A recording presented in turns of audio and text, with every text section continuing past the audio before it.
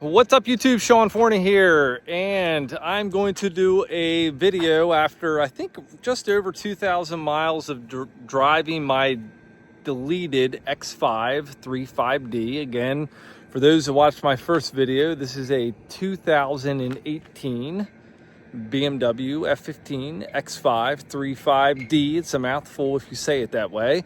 For those of you that are not aware, this is a 3-liter turbo diesel. It says twin power diesel. I think it's just a way to confuse people, but it's a twin power turbo diesel. So these things are really good from the factory, but they have problems with, I guess, high pressure fuel pump recalls. I guess the modern day diesel, at least in the United States, not being lubricated enough, and then the dreaded DPF system, the diesel particle filtration system, the EGR, the SCR, all these other things. Well, after I had mine for 4,000 or 5,000 miles, well, I knew I was going to do it before I even bought it. Cool thing is, so I had a 2009, two 2009s and a 2010 N54 and then an N55 BMW 335i, all of them M Sport, all of them manual transmission cars.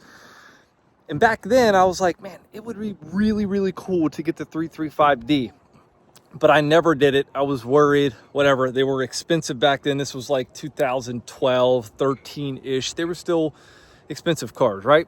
So flash forward to now, I was like, man, I really want to get a new daily driver besides the Raptor R. And I landed on an X5, right? Pretty good. I have 4 kids. It's a good people mover. You can get a 3rd row, but this one is not. But I wanted the X5 35D. Now, to find them in an M Sport with low mileage is like trying to find a unicorn, right? You can search. I looked for a very long time. Now, not only is this an M Sport, but it has a dynamic handling package. So it has airbags in the rear. You also get airbags with a 3rd row, but you can't have the dynamic handling and the 3rd row. So I opted for the dynamic handling. This car had, I think, 54 or 50, I think right around 54,000 miles on it when I bought it. It came with a 100,000 mile warranty that was transferable from the previous owner, and very well maintained at BMW dealerships its entire life. Had the high pressure fuel pump recall done, all of that good stuff. It checked all of my boxes, but of course I had to pay for that, right? If you want to find a low mileage one, you are going to pay for it. Don't be like me and think you can find one very cheap. You're just not going to, because there's 100 other people out there just like you that are looking for these types of cars with low mileage on them. So again, I digressed. So what do I think after having this thing deleted for the past 2,000 miles? Well, it really brings it to life. I have no leaks, anything like that. A buddy of mine that did it did a really good job. Again, it has an NAT performance downpipe, mid-pipe, looks fantastic. You really can't see it, or I would show it to you. Has a Dud MD Stage 2 tune on it. I opted not to go with the transmission tune because I think it already does a really good job. So I'm going to do a quick little driving video, talk about what I think about everything now that it's tuned, and I'm going to throw in an exhaust clip right now.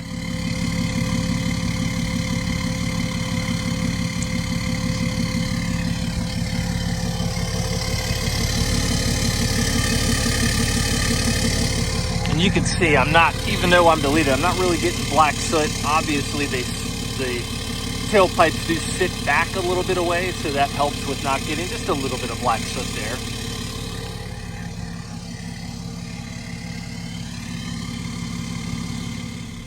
All right, so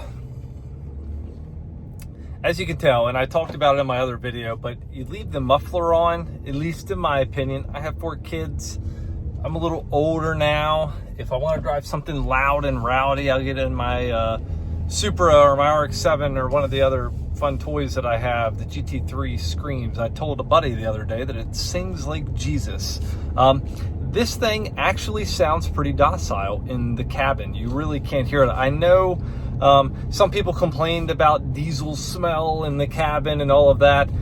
I don't have any of that with mine. So I mean, one of the things that people complain about, and I didn't really complain about it because I didn't think it was a slouch, even from the factory.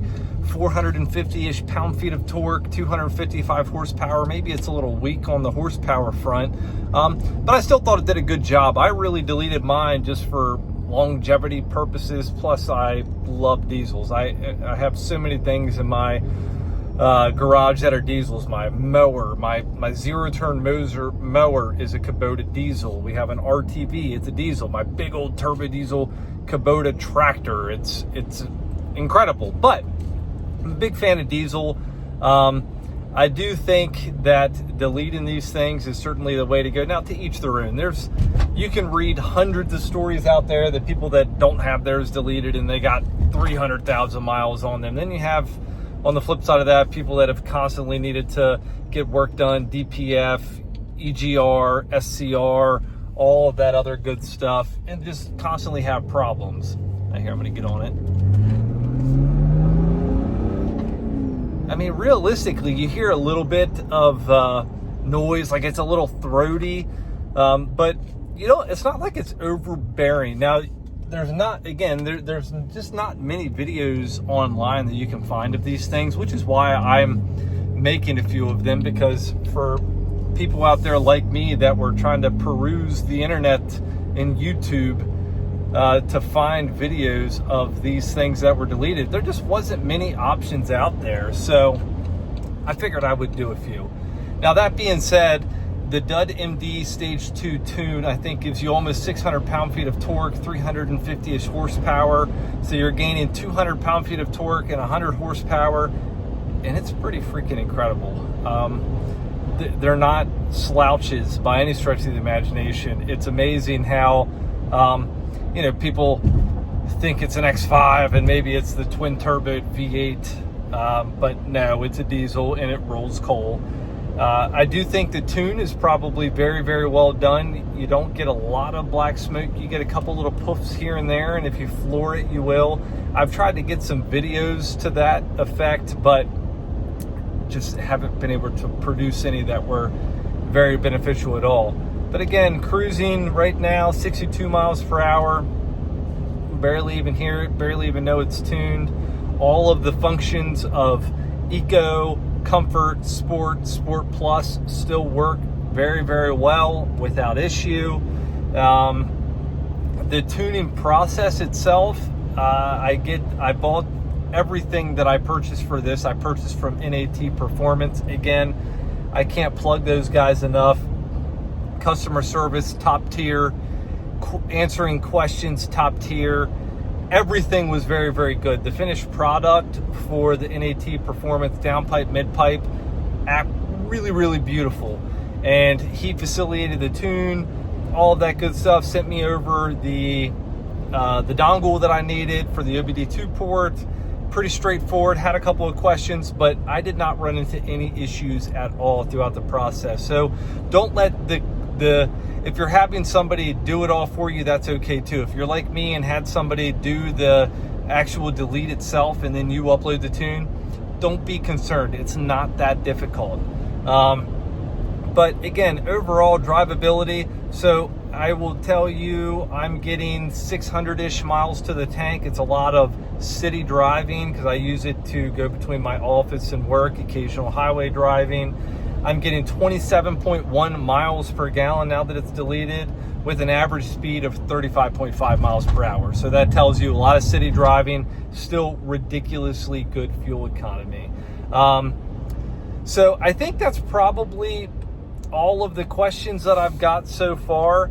Again, I have fielded probably 30 or 40 questions on my personal Facebook page and YouTube channel and Instagram. So I do like it. I think it's incredible. And it's also hilarious the amount of people that have messaged me trying to buy this off of me because they see my other videos. They know I don't keep vehicles too long. That's okay too. I don't know if I'm quite ready to sell it yet, but we'll see. So again, thank you all so much for watching. Any other questions, comment below, hit the like button, hit the subscribe button. I'll keep doing videos for you all. Thank you all so much. Everybody have a great day. Bye.